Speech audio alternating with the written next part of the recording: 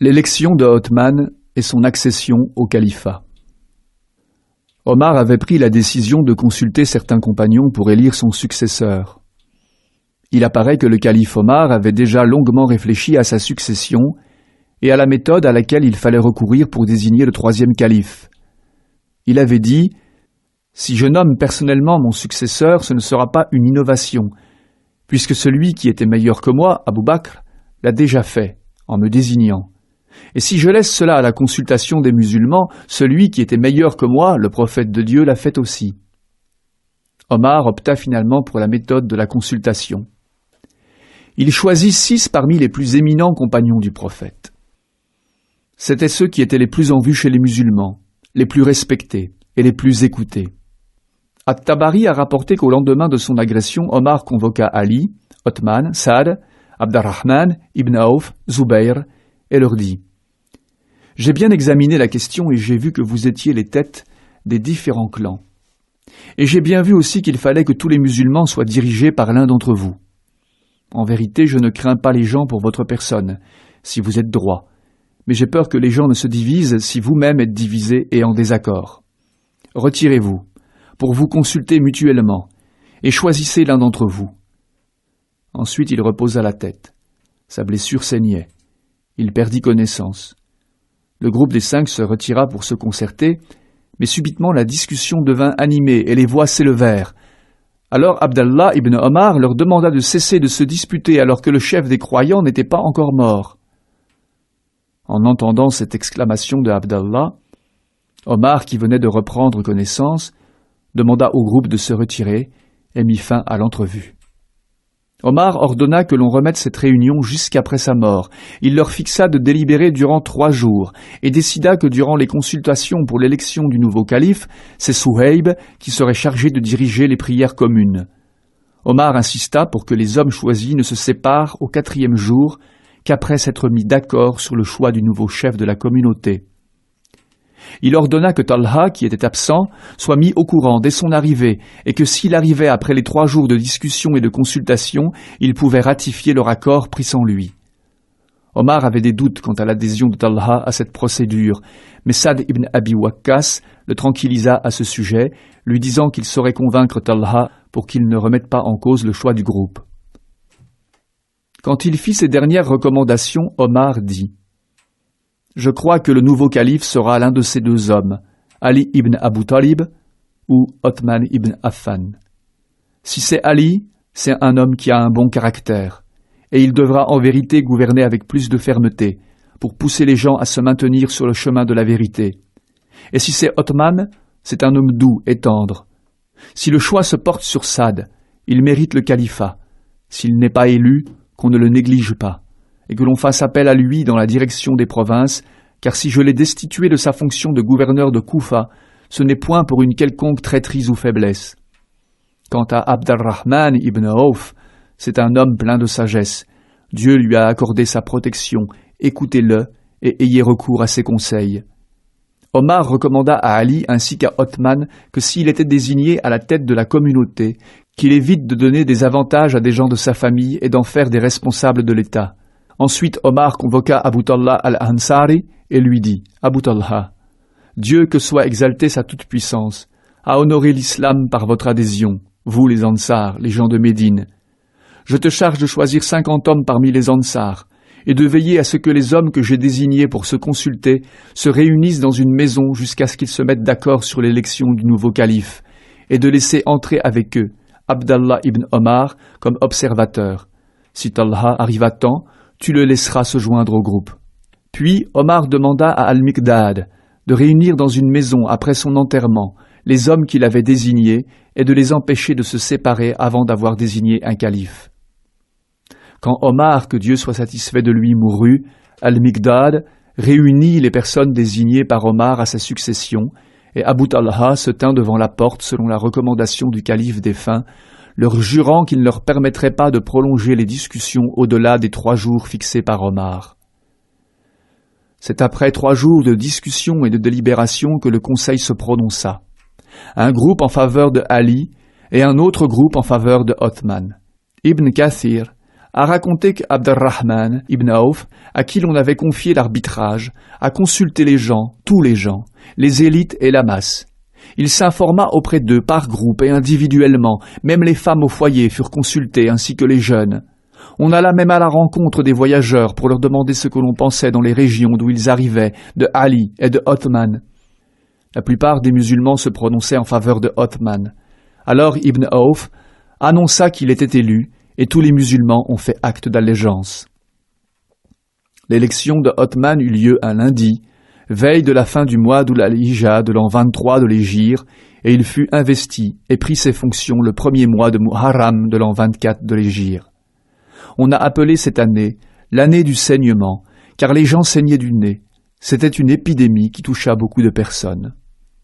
Ahmad ibn Hanbal, paix à son âme, a dit au sujet de l'élection de Othman, que Dieu soit satisfait de lui, « Jamais on n'a vu un tel accord pour une élection, une telle unanimité que pour l'élection de Othman ibn Affan. » Lorsque Othman fut investi, il était déjà âgé. Selon certaines sources, il avait 68 ans et selon d'autres, 70. Après avoir reçu le serment d'allégeance de l'ensemble des compagnons, Othman monta sur la chaire de la mosquée du prophète, paix et bénédiction de Dieu soit sur lui, et après avoir loué Dieu et salué son prophète, il s'adressa ainsi à la communauté. « Vous êtes dans une demeure qui n'est point un lieu de résidence. Ce ne sera qu'un séjour pour ce qu'il vous reste à vivre. Alors empressez-vous d'accomplir les œuvres les meilleures en attendant ce départ, car vous serez amenés à partir, un matin ou un soir. Sachez que la vie d'ici-bas n'est qu'une illusion et enchantement, alors qu'elle ne vous trompe pas, et que rien ne vous trompe au sujet de votre Seigneur. Soyez de ceux qui tirent une leçon de ceux qui sont déjà partis. Œuvrez avec force et ne soyez pas dissipés, car là-haut on vous observe et on ne vous oublie pas.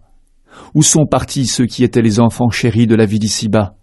Ceux qui ont labouré, qui ont peuplé la terre et en ont tiré longtemps du plaisir, ne les a-t-elle pas rejetés?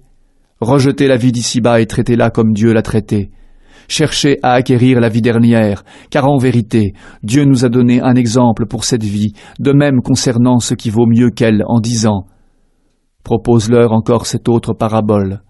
La vie immédiate, éphémère, est à l'image de cette eau que nous faisons descendre du ciel. Les plantes s'engorgent et s'enchevêtrent dans une poussée vigoureuse. Bientôt elles ne sont plus que foin sec qu'emporte le vent. Dieu est souverainement puissant sur toutes choses. » Sourate 18, verset 45. L'œuvre du calife Othman ibn Affan. On a rapporté que la première chose que le calife Othman a faite après son élection a été de tenir séance dans un coin de la mosquée du prophète et de faire venir Ubaydallah, le fils du défunt calife Omar ibn al-Khattab, pour le juger d'avoir assassiné Al-Hurmuzan. En effet, Al-Hurmuzan était soupçonné d'avoir participé au complot de l'assassinat du calife Omar. Cependant, nombreux sont les musulmans qui n'excusent pas Ubaydallah d'avoir tué Al-Hurmuzan, car cet ex-chef militaire persan avait déclaré sa conversion à l'islam. Sa vie était donc devenue aussi sacrée que celle d'un musulman ou d'un contractuel. Ali, que Dieu soit satisfait de lui, avait conseillé de tuer Ubaydallah, partant du principe qu'il avait tué un musulman. Certains avaient dit par contre « Ne le tue pas. C'est Omar qu'on a assassiné hier, et aujourd'hui on tuerait son fils. » Alors Othman se rangea sur cet avis et prit sur lui de payer le prix du sang d'Al-Hurmuzan. Une des premières dispositions prises par le nouveau calife fut d'envoyer une lettre à tous les gouverneurs dont voici le texte. En vérité, Dieu a ordonné aux responsables de veiller sur ceux qui sont sous leur tutelle, et Dieu ne les a pas chargés d'être des collecteurs d'impôts. Car si les dirigeants se comportent ainsi, il n'y aura plus ni pudeur ni respect des dépôts et des pactes. Sachez que la meilleure forme de justice dans votre conduite des affaires de l'État, c'est d'être bienveillant envers les musulmans, de leur donner ce qui leur revient de droit, et de leur demander avec équité de s'acquitter de leurs devoirs. Soyez bienfaisants envers les contractuels. Ne prenez d'eux que ce qui est légalement fixé, et ne leur demandez de faire que ce qui a été convenu avec eux. En ce qui concerne vos ennemis, respectez les traités que vous avez conclus avec eux. Le calife Othman envoyait ses directives aux commandants des armées musulmanes qui étaient stationnés ou engagés dans les différents fronts et leur adressa le message califal suivant. Ensuite, sachez que vous êtes les protecteurs et les défenseurs des musulmans. Le calife Omar vous a fixé les règles de conduite à tenir dont nous avons été au courant.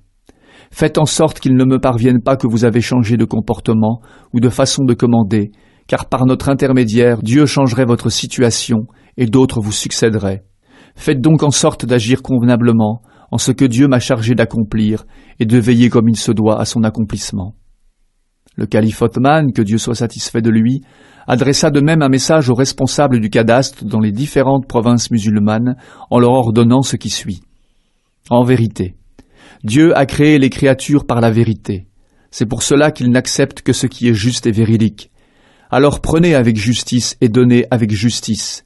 Soyez fidèles, et ne soyez pas les premiers à vous dégager de vos pactes, car vous partageriez en plus de vos propres péchés les péchés de ceux qui imiteraient votre comportement.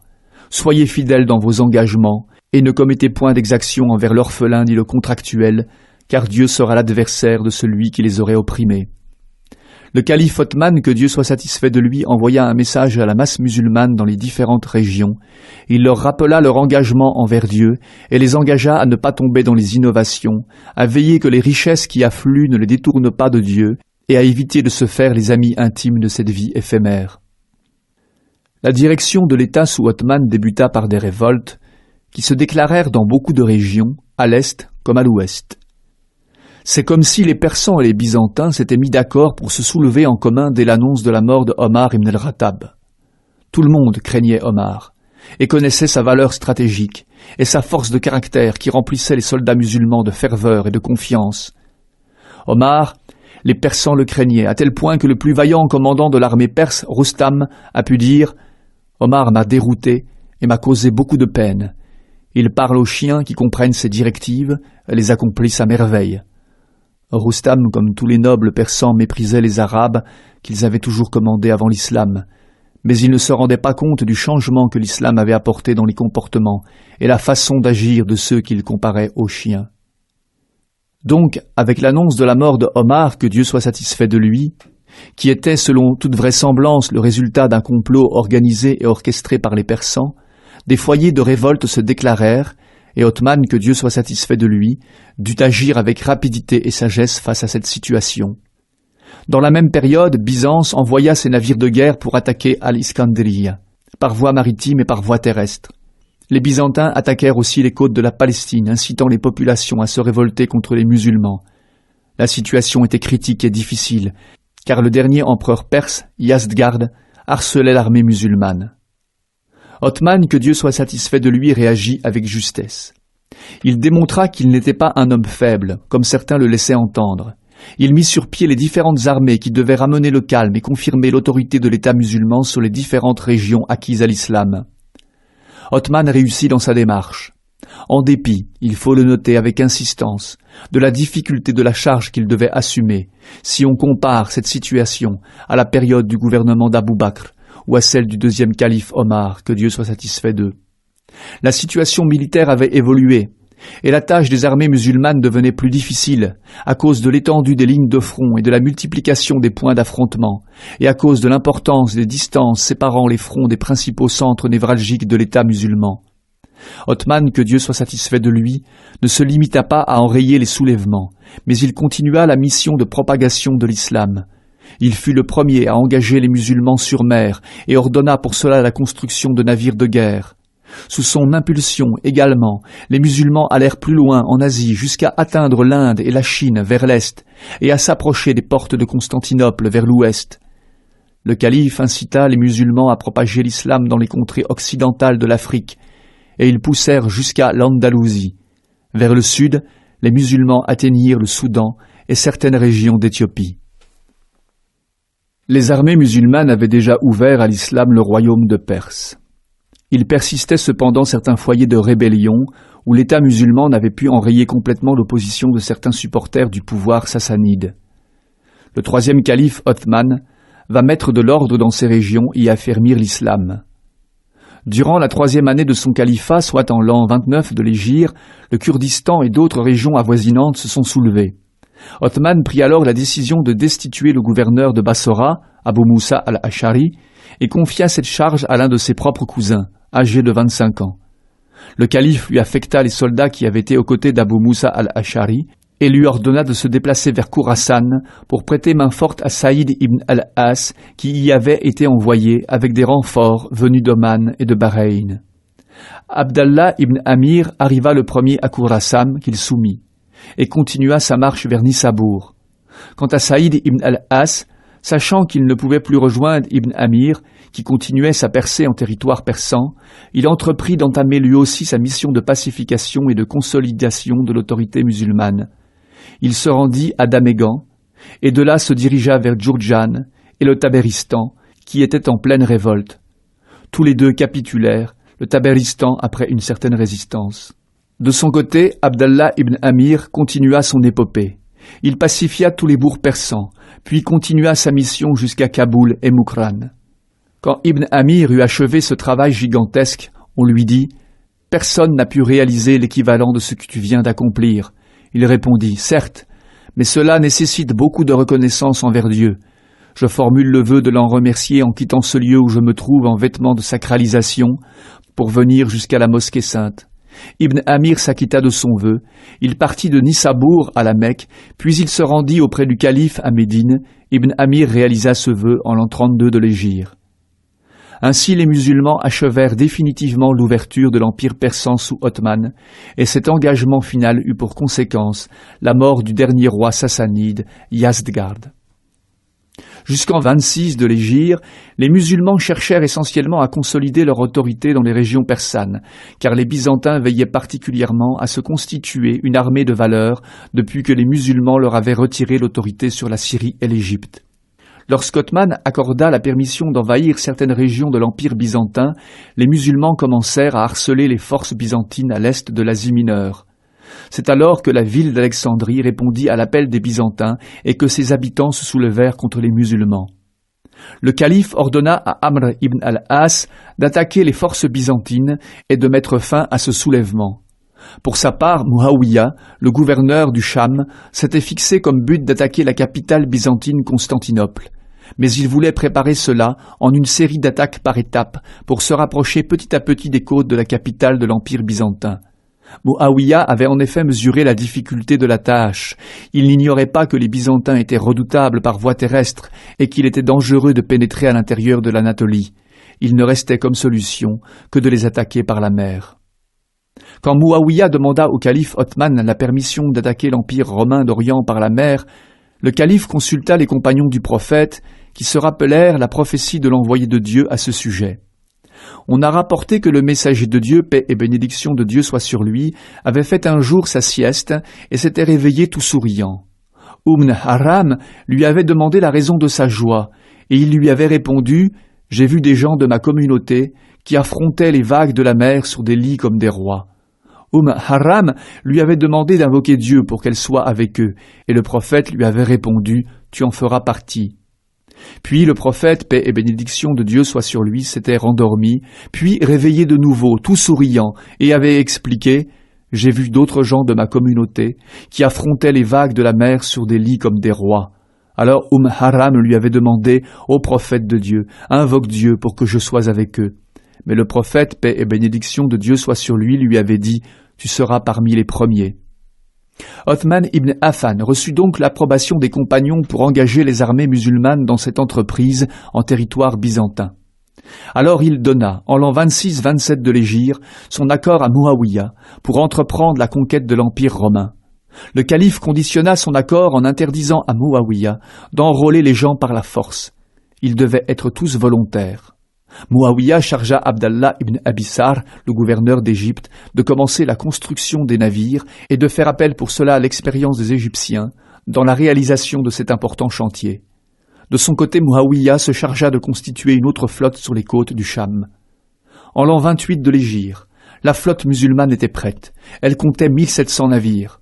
Muawiyah sut tirer profit de l'expérience des Syriens et des Égyptiens dans la construction de la flotte musulmane dont le bois provenait des cèdres du Liban. Au début, cette flotte était destinée à harceler les Byzantins en attaquant les côtes.